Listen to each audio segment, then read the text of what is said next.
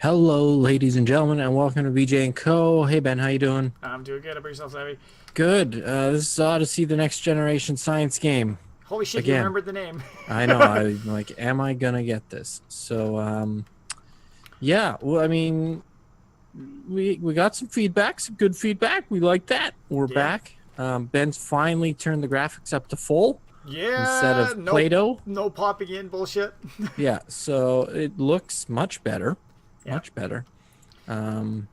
Yeah, We do have and a bit of a plan for this episode, guys, in that we're going to try. For those of you that don't want to listen to us ramble on and read the journals, because you can read them faster than us, etc., we'll throw timestamps down in the description below that will allow you to jump the first, second, third journals, whatever we run into in this game. If you don't want to listen through it. Whatever we read, there'll be a timestamp sort of thing. So, but for those of you that want to see it all, it'll be there. I mean, and you might as well want to, because I mean, there's some great. I mean, it's story. Yeah. So, oh, Ben found another piece of a puzzle. Yeah. So last episode, guys, we were at that globe that we started at, and we're trying to get it open. There's supposedly a hidden compartment inside of it that we're going to try to get inside of, and with that, we need to actually get 4 puzzle pieces. So that's what we're doing there. Trying to find this. We've got 2 already, so we just found the 3rd, and we're going from there. Need one more, and it's the anti-node, right? Oh, look, yeah. Oh, I thought that was the puzzle piece. Oh, look, the puzzle piece. No, it's not. That's not the puzzle piece. So, I mean, this is interesting because it's kind of a puzzle game, but it's more based on science, I think, if anything. Yeah, it's an educational puzzle game, which is kind of cool. Yeah. It's neat to see that, Yeah. Oh. Okay, so what do you think? Do we explore no. up first, or do we go back? I think we go back, okay. Personally. Go. I keep forgetting I can run in this. I apologize. Just trying to milk out the view time. The frickin' sound of the boxes breaking is just like... It's like, okay, sound guys. You needed to do a little more research on boxes breaking. Yeah, go smash a few yourself. Yeah. Oh, well. Okay, this one goes there. I don't know, I don't think I can handle this puzzle, guys. I mean... Ooh. Oh, it's a sunset. Yeah, oh my god. Okay, so I mean, we got the power from the solar So that opens the box, which allows us to put in the anti-node, I think it was. The antipod unlocks that's close. Okay, so now, I mean, now it's saving. So we're going to be exact opposite side and one below the equator. Oh, it's on the frickin' thing. Yeah, that's easy. Okay. Doink. Oh. Yeah, and there's some funky save issues with this. It didn't quite save all of our progress, but... Yeah. We had to play the game without you. It was sad. Yeah. Oh, boy. Okay, and a key. So the journal is updated. Let's start with that, and then we got the keys. So, what the hell's going on? Okay, so this is the antipod stuff. I think you gotta go back a page, though. Do it. How do I... Can I not fucking go back a page? Oh, there we go. I'm just making sure this isn't the... Okay, yeah, there's the antipod one. Okay. Yeah. Have at her, Savi. Sorry. It's a little delayed for me. So, unpacking the boat and setting up camp all day. I had lots of time to think about antipods. I finally understand that the ancients thought down was a fixed direction in the universe and had nothing to do where the Earth was. For us, that direction happens to be towards the ground, but anyone on the other side of the world, that direction would be away from the ground and they'd fall off. But if down instead meant towards the center of the Earth, then the antipods wouldn't fall off, no matter where you were on the surface of a spherical Earth.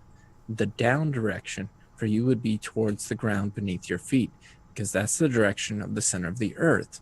I asked Dad what he thought about redefining down like this. He said that there was an ancient Greek philosopher named who had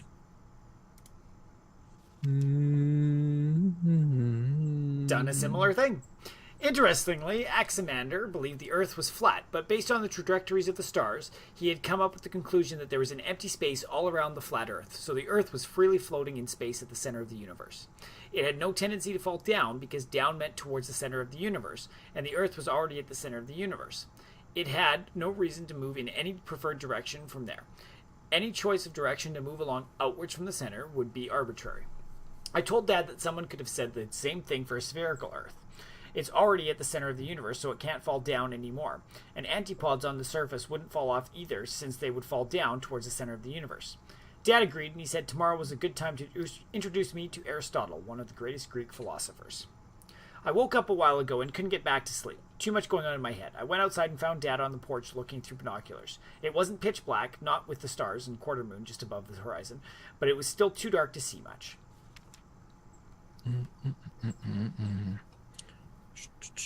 When he noticed me, he said he thought he saw a light out to sea.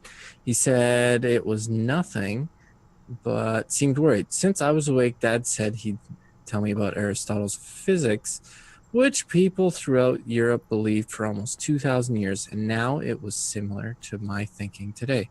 Aristotle believed that everything in the world around us was made of a combination of 4 elements: earth, water, air, and fire, kind of like solid, liquid, gases, and heat, respectively. The natural tendency of the element earth was to fall towards the center of the universe. Water also falls, but not as fast as earth, which is why water, like an ocean, lies on top of earth, even though they're both heavy. Air is a light element and wants to rise, which is why if you release air underneath water, it bubbles up. So air forms a blanket around earth and water. Fire is the largest and rises fastest, like how flames go up even if you hold a candle upside down. Aristotle said all natural motion was either towards the center of the universe, down, or away from the center of the universe, up. This tendency of Earth causes its particles to arrange themselves symmetrically around the center of the universe, the ball that results in our planet Earth. And since the Earth is already at the center of the universe, it has no reason to move anymore. And so it's stationary at the center. Man, this feels like grade school. Yeah. All right, Jimmy, you read a page.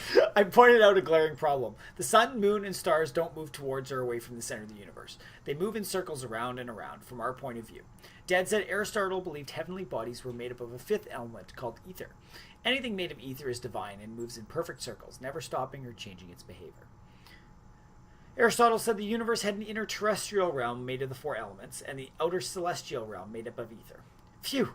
I'll have to think about this some more, but I'm sleepy. The middle of the night isn't the best time to exercise my brain. The Wretched Islands are complicated. It's mostly 2 islands, major and minor. But each is actually a cluster of little island bits close together with treacherous cliffs and water between them. We're on Wretched Minor, and Dad believes the Caribs built rope bridges to get around safely, but he's not sure he'll find evidence to prove it after more than 3 centuries. The Army Corps of Engineers built their own bridges here for World War II. They're still here, but Mom says it'll take us days to repair them. They are half concrete, half wooden, or the wooden half can pivot with a hand crank to retract like closing a drawbridge in case enemies attacked, and also to connect with different places. And overhead are what look like zip lines for fast travel, or maybe a way to retreat fast in an emergency. She started that sentence with the word "and." Jesus. Poor grammar. Dad said the Army built outposts on Wretched Major too, but it took a year with modern ships and equipment. There's no way primitive boats, or even ones like ours, could land there because of the cliffs and the fast currents and dangerous rocks around the coastline. But Army records show they found larger ruins there, which Guillaume saw for himself, where he shipwrecked on Wretched Major. How anyone centuries ago could get there from here to build anything is a big mystery Dad wants to solve. The mystery on my mind is Aristotle's physics. It seems to explain how things fall or rise, and also explains how the Earth could be round. Yet, it says the Earth is sitting still at the center of the whole universe. I wish I could find some other direct evidence that proves the Earth is round without also leading me to such bizarre conclusions. What could it be? Good. Okay. That's it. That's it. So, Hi, welcome back for those of you who skipped it. yeah, If you didn't, congratulations. we appreciate it. We do. We do. Good to know that we're not the only ones that like listening to ourselves. Yeah. All right. So, I mean, I guess we go up. Yeah, I mean, we know this is here. Looks like one of the bridges. That's one of the bridges and the zip lines. But I feel like the hand crank is from the other side, so we're gonna need to zip line over. Yeah, I would assume so. I like how when we got to the island, it's like, hey, hurry, get up here, help us. It's like, wait a minute. Give me 40 minutes to read your frickin' little diaries and your terrible grammar. Jump! I mean, and I feel like the important stuff in the last one was the stuff talking about ether and everything, and the four elements. So yeah. Oh. Going up the ladder. I mean, I don't necessarily love the close detail. I like it from further away more. Sorry. Yeah, I mean, it's, the rocks aren't super amazing. But yeah, like you said, further detail, by all means, it looks pretty decent. Generator. Interesting. I mean, there's the key. I mean, you might as well turn it on. Interesting. Yeah, I mean, I agree with you there. Sorry, it's a little delayed for me, so. Yeah. Oh, it's saving, thank God. Yay. Okay. So that's on. So now we need to earth, wind, and fire. Okay. Earth, wind, yeah, and then water. Then wind, then fire, then celestial. Oh! My God, it's almost like we read the fucking book. Holy sound effects! Oh my God, and we got an achievement. Holy shit. Nailed it. Okay, nothing fancy here. Let's go inside. Step inside. Okay, journal's updated. I mean, I think we have to look at that first before we claim this. Yeah. Screw you, ladder. Okay, that was weird. Except we went up the ladder, Ben. Okay, on top of the tall peak of Wretched Minor is where the Army built its observation post. Dad says it's a shame. He believes the Caribs built their own observatory here, but all evidence of it was destroyed. He knows because the Army photographed and stored what they found here, and Dad got to see their records. They didn't do a good job by archaeology standards, but he said it was amazing that they recorded any of it at all for being soldiers in the middle of a war. Dad thinks a lot of evidence was already destroyed by pirates in the 17th century, though. They set up a base and used this peak as their own lookout. That was good luck, because the pirates also wrote about their time here, and much of it survived in locked boxes and glass bottles the Army found. Dad said it's hard to learn about the Caribs directly, because they didn't leave much behind that can endure for centuries. Even though the pirates destroyed so much, their logbooks preserved more information about the Caribs for Dad than if they had never come. The door to the Army Observatory can only be locked from the inside, so the door was left unlocked when the Army abandoned the islands after the war. Inside, the structure has 3 floors, connected with ladders going up through trapdoors. Almost everything has been stripped out except for some tables and chairs. The top floor has 2 different exits leading outside. One of them is through a lookout room leading to another rotating bridge, which seems to connect to the other exit. And that seems strange. It might be just to give soldiers access to the 2 zip lines connecting the other 2 pieces of Wretched Minor. Sid says he wants to fix the zip lines, but Mom says later. The bridges have to come first. The best part is we get to sleep up here tonight. Woo! I told Dad I couldn't think of a direct way to prove the Earth was round. He said a dinner plate is round but flat. You mean round like a ball? And so a sphere? He hadn't talked about this difference before. Then he pointed to the quarter moon and said it looked round, but was it a disc or a sphere? I said it looked like a sphere, but I couldn't prove it. He said it was reasonable, and the ancient people worked it out with observations over longer periods than just looking up at the sky one night, watching the moon go through phases from a waxing, growing crescent up to a full moon, and then back to the waning, shrinking crescent. The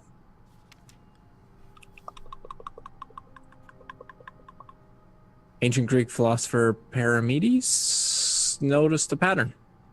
The bright part of the moon was always in the direction of the sun. You can see the best during the day when the moon is a crescent, and the lit side is always on the side of the nearby sun. What caused this pattern? The explanation Parmenides came up with is that the moon didn't cast its own light, it just reflected sunlight. That's why the bright side is always facing the sun. I said that even more evidence the sun is traveling in empty space on the other side of the earth at night.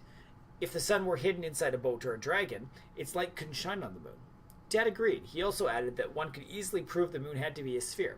He pointed up to the quarter moon above and said that there was no way you could shine a light on a flat disk and have it look like that.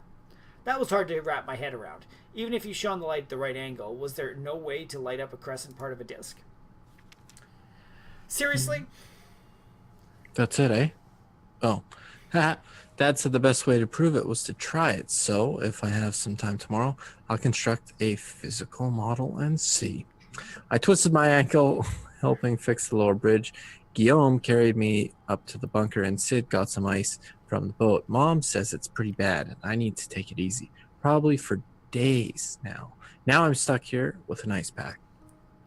Mom, Sid, and Guillaume are back fixing the bridge, and Dad's working here in the bunker, carefully photographing and documenting everything, looking for anything else left behind that might tell him something about the Caribs or the pirates. It doesn't seem like there's much around, though. I think he just doesn't want me to be alone up here. I got out my project supplies and made models to test what Dad and I talked about last night. I made 2 moons, a flat disc from an old round piece of plywood, and a sphere out of a styrofoam ball. My project supplies are half stuff you get from a craft store and half salvage from a junkyard near my house, including a bunch of these cool crank wheels that make gears and sliders to go back and forth. I mounted a light on a track and to act like the sun between the 2 moons so I could crank it forward and backwards. I could have just held the models up to the light, but I wanted to be precise. The spherical moon shows all the different phases the real moon does, but the disk moon is only ever completely dark or completely lit. There with no phases in between. This proves it. The real moon has to be a sphere. Not only that, but I realized the only way to get crescent or quarter moons, like we're having at night now, is for the sun to be further away than the moon. It's still at least an hour till dinner time. I don't think anyone will come back till then. In the meantime, I think I'll paint these models to look like the real moon. Maybe I can bring it to school next year for extra credit. I showed everyone my model, especially the setting where the sun's light barely hits the flat moon but still lights it all uniformly, proving that phases are only possible if the moon is a sphere. I hate to say it, but there was a spelling mistake. I know, it was horrible. It made me cringe a little bit. You saw me stumble over it. Yeah, the is only. Yeah. But I didn't see how this helped prove the Earth was sphere, too. I asked Dad, but instead of answering, he told us how the pirates conquered the Caribs on Wretched Island.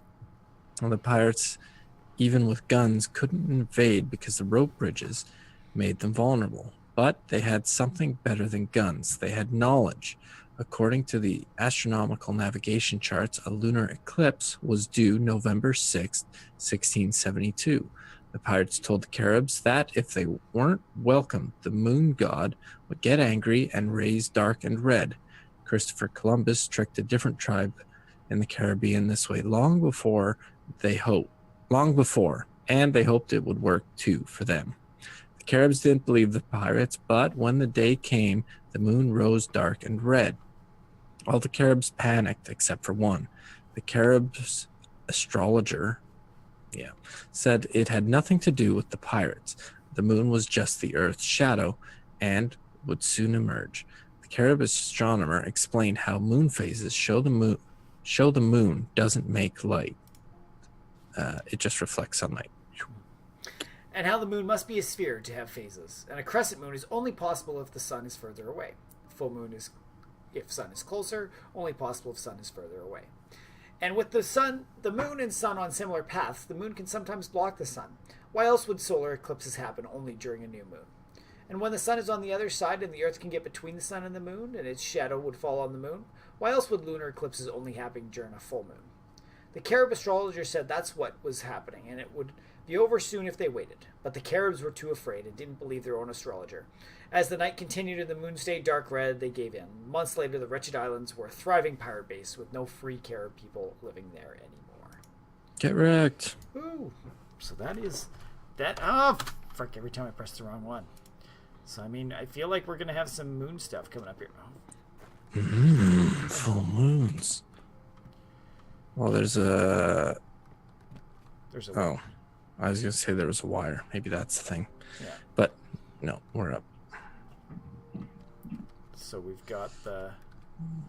I mean, we got to do light stuff. Yeah. So, I mean, there's an open thing there. Fuck, she's inventive for a little 13-year-old. I was going to say, this is pretty good. Does that turn? Oh, there we go. Okay, where do we have to be, Savi? I don't know. I think there, if you read it right. Yeah! Sure. Yeah, it was when the flat was set up. Oh. Block this constellation with the sun upstairs. Block this constellation. It looks like 2 people. All right. Okay, you can handle that? Sure. Do we look upstairs first? I don't think so. I think we leave it here. I think we leave it here. Oh. Tease him a little bit, you know. But there's a box. I want to press the button. All right, press the button. Oh fuck! Another journal. Yeah, I think we leave it here. Yeah, I think we leave it here.